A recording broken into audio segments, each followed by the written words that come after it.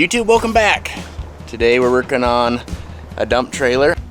On this dump trailer, if you look, you can see that jack is just not quite right. Today we're gonna fix that. So you can see the weld's broken all the way around, and honestly, this cross member plate was bent at one point in time and re-welded. I hate to say it, but that was me about 12 years ago. But anyways, this plate was bent. This was brought in. I replaced the jack. As you can tell, it's hit some things, and parts of the weld broke recently. Other parts have been broken for a long time. I cut out the weld most of the way around that. So we're actually gonna cut these welds out on both sides and just take the whole cross member out. We're gonna replace it with a straight cross member. We'll probably move it a little bit forward, but it's gonna be a pretty simple fix. I hope I can get it done in about an hour. So let's see what we can do.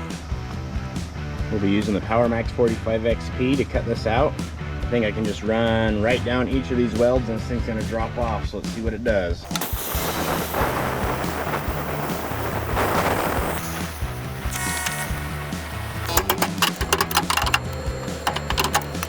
Few little hang-ups there, but that took all of like 3.5 minutes.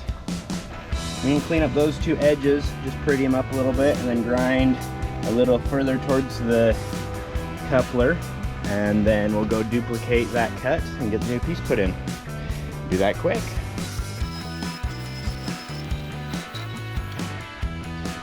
So now that that's out, you can see just how twisted up it is.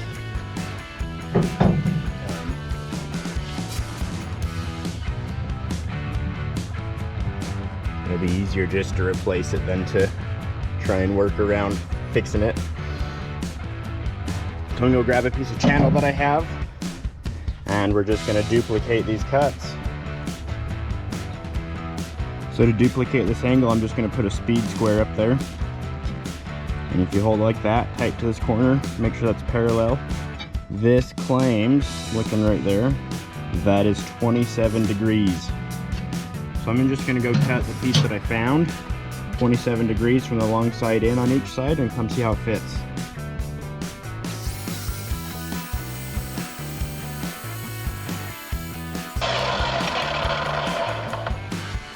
Like that. So just speaking from experience, I know that the C-channel cuts better this direction on this saw. It allows the blade to cut through this webbing in the thinnest direction possible. You'll notice that I cut straight down here, cut straight across, lift up and cut straight down again. That makes it so the blade doesn't get as hot, because heat is what kills these blades. Heat and impact.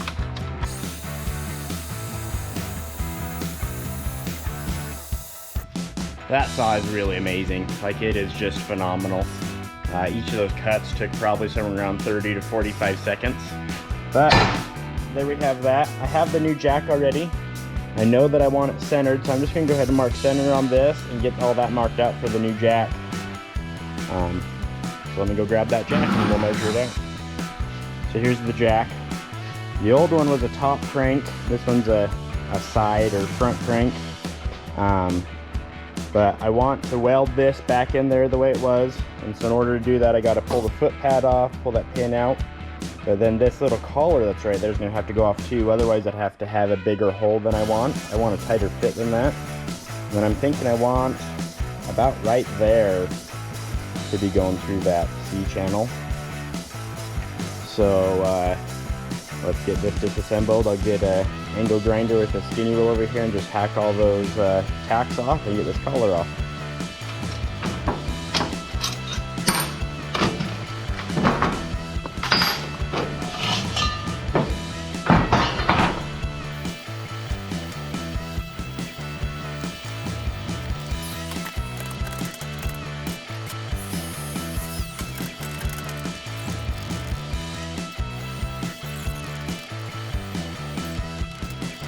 Okay, so I just got to cut those two seams off. I'm going to go grab the actual grinding wheel to get to them. Okay, so we want to find dead center of this guy, and it is 20 and 11/16, so 10 and 11/32, or basically 5/16. That will be the dead center.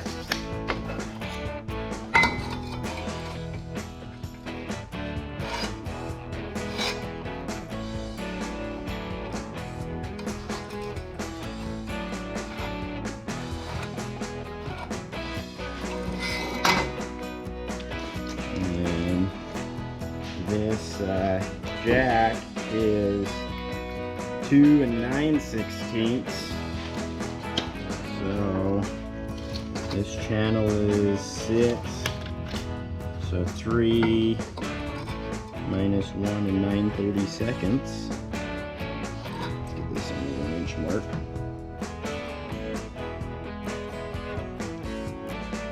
There's 9/32, basically 5/16 again. Pretty close to that. So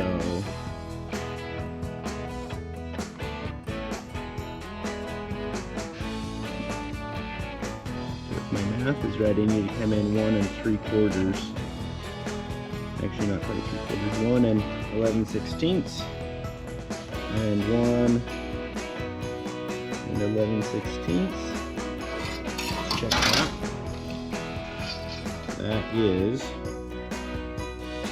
2 9/16 basically. And then I need to go the same this way. 1 and 11/16 this way. And 1 and 11/16 this way. That's wrong. Oh, wait, sorry. 1 and 5/16.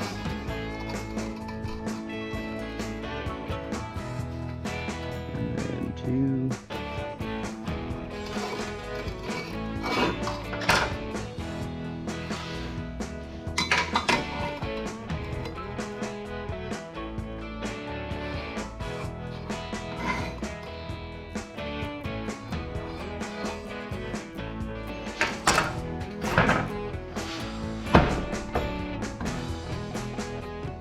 So that'll be tight that direction.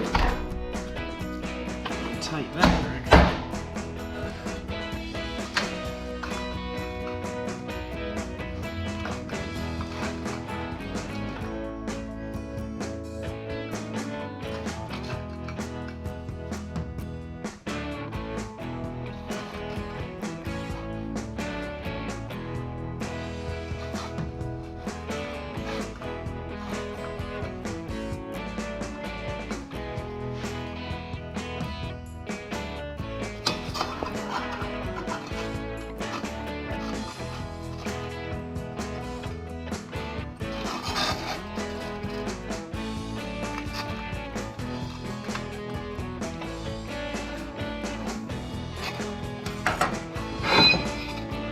That's the hole I need to cut out for that jack to put in there. I think I'm going to hit that with a skinny wheel real quick. Should be maybe the fastest thing to do. I would plasma cut, but then there's a lot of cleanup to do.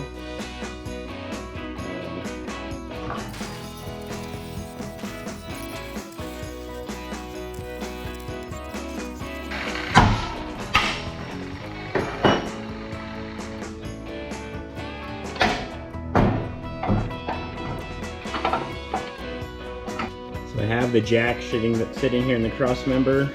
I have the jack squared up inside the hole that I cut. I've gone around and squared every direction around here. On your side it'd be here, but I squared it from my side just so it's easier. And she's nice and square. So I'm gonna tack weld this all the way around, and then I can get it set in a more comfortable spot and weld the whole thing out.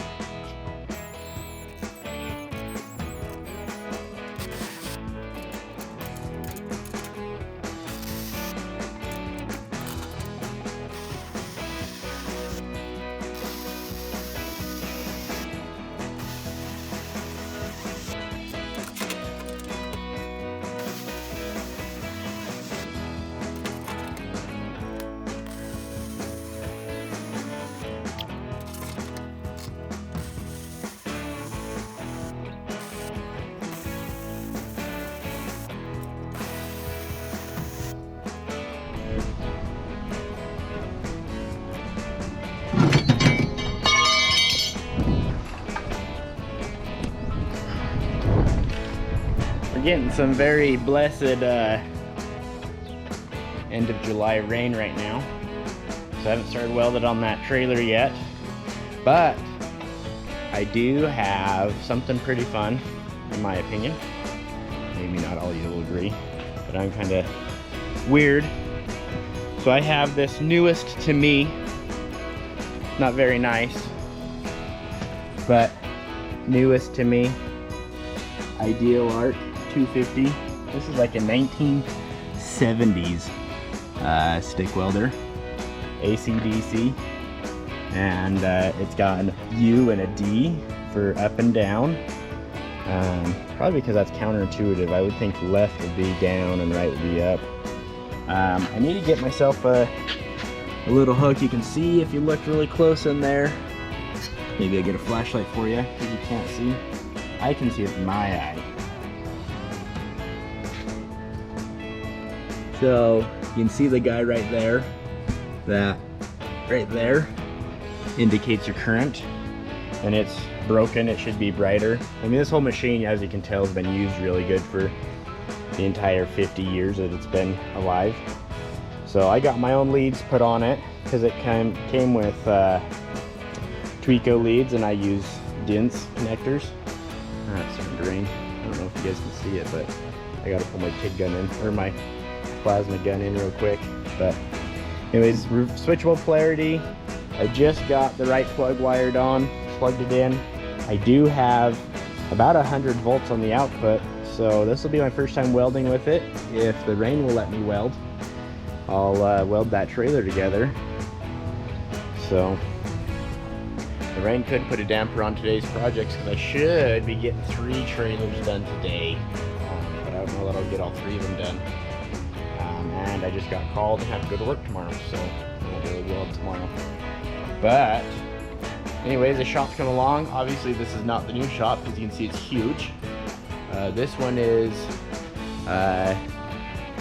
40 foot this way and 36 foot that way. My shop is 24 by 28, so this one's more than twice as big, not quite 3 times as big. And you can just see I have tons of space. So my new shop, this air compressor, is going to get its own little building built outside. We won't have that welder. I do always want to have a dedicated stick welder, so I'm going to have to make space for this. I think this and the Square Wave TIG 275 are going to be on the same cart once I get building carts, or maybe I'll put the tombstone and this welder together. I'm not sure. It's nice to have them all in different carts, but I don't have the space in the next shop. I almost think that the Square Wave TIG 275 is going to get dedicated wall space and won't be on a cart. I'm not sure though. I don't know. There's a lot of undecided. The MP210 is at my new shop.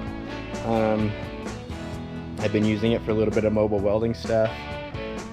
And I'm starting right now building my shelves in the new shop. I haven't been videoing a lot of it, but I will get you snippets and updates as we go.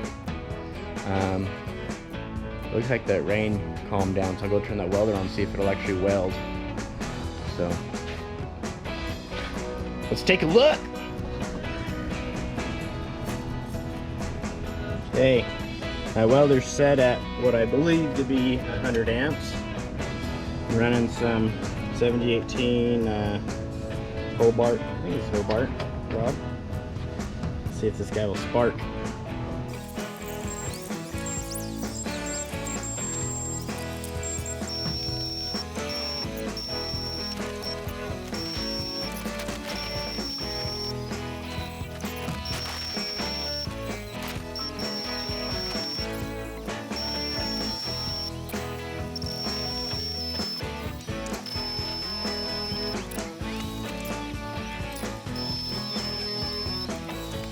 So I really like the way that last electrode ran. It was really smooth and not seemingly too hot. Anyways, that machine says it's like right around 120, which is pretty hot because these are 3/32 electrodes. But anywho, MIG weld looks great. Stick welds look just okay, but learning a new machine, they're never perfect. So, oh, the magnet's stuck down. So that is a new jack attached. Now we should be able to lift it up off the floor jack. Nice and smooth like. It's hard to portray how much cancer is on this thing. But I don't even own a dump trailer. I would love to have one.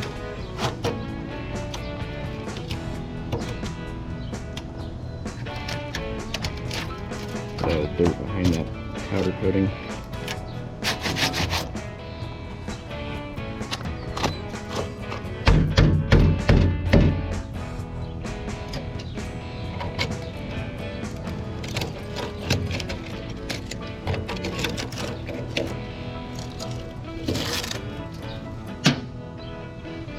That shows you how cancerous it is.